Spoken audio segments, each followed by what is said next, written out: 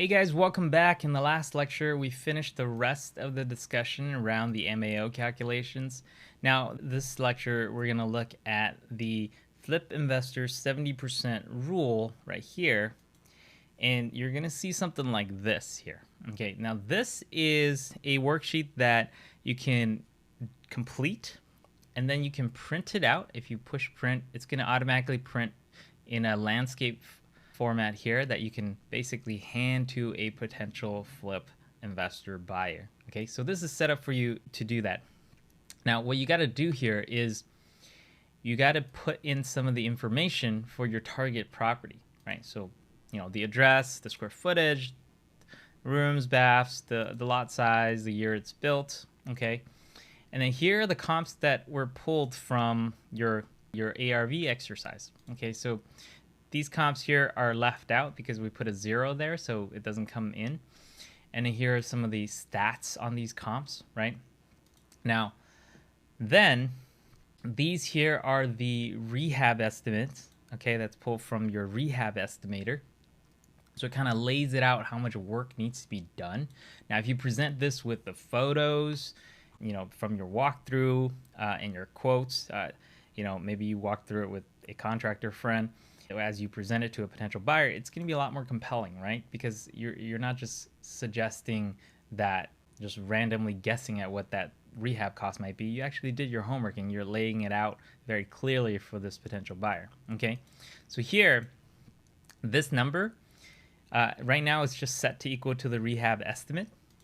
I mean, you can make it more compelling for them even by saying, hey, I'm going to just estimate 30,000, but this is what it is here. But you know what? We'll just estimate it at 30,000. Okay, so your total costs as an investor, you pay me 96, just under 97,000. Your total cost with the 30,000 in rehab is going to be 126,000 and change. Okay, but now based on all the comps here, look at $123 per square feet. A lot of this stuff, the comps are even older selling at this rate. I think you can sell it for this much. Now, based on the comps, though, I think this target property can sell for $123 per square foot, right? That means this property, after repair value, is closer to $178,000. Now, minus your total project cost, you're expected to make a profit of $50,000 or a 40% margin here. So you presented the comps. You have really accurate estimates. You might even, add a little padding here ready for them. This makes your presentation to a potential buyer a lot more compelling, okay? So this is all set up for you here. But all of this depends on you getting really good comps that they believe are representative comps, right? These got to be very similar and close to your target property so that you have a compelling ARV estimate here for this target property, okay? So this is more like ARV using comps data, all right? So I'm just going to reword that to make it a little bit more clear. So there you go.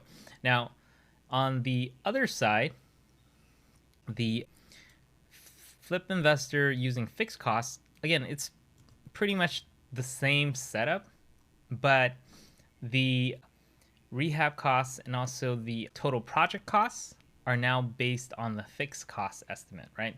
So now let's go back to the MAO. Now in the fixed costs, if the fixed costs were, let's put it back to 22,000, whatever we had it before we did our example. It's 20. Okay, we'll just leave it at 22.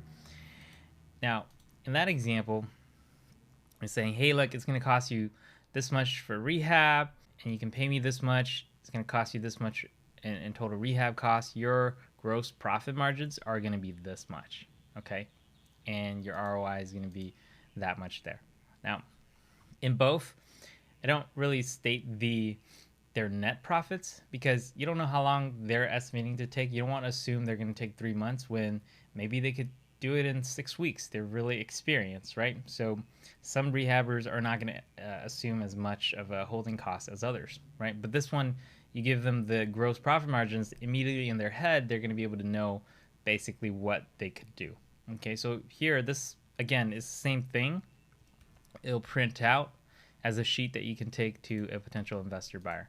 So I just put both of them here for your convenience. Use either one. All right. Now, in the next one, we're going to look at the buy and hold investor economics there.